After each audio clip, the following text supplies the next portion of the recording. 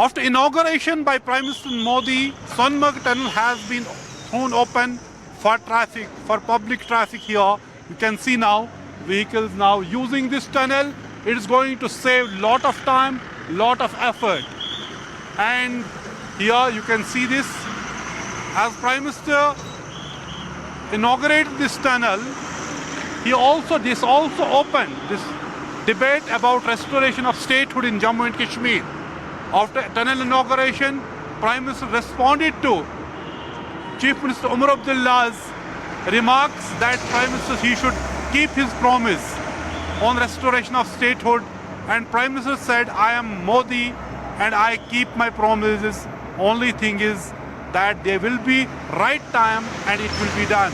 So clearly Prime Minister reiterating that statehood would be restored, but did not give any timeline. Actually, Chief Minister Umar Abdullah reminded Prime Minister that during his Yoga Day speech in Srinagar last year, he talked about holding elections, and he did that within 4 months, and he's expecting now that statehood should be restored very soon.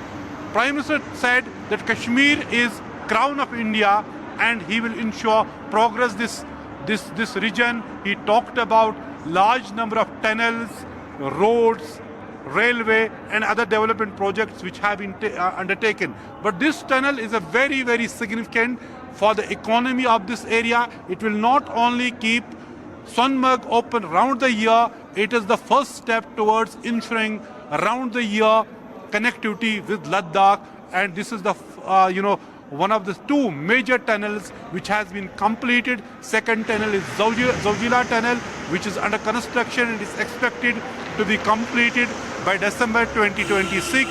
Once completed, it will be India's longest 14-kilometer road tunnel, and that would be completely a game changer for Ladakh region. But here in Sonmarg, this tunnel is actually changing things in Sonmarg. Now Sonmarg will not remain snowbound during winter months. It will remain open for tourists and the locals throughout the year.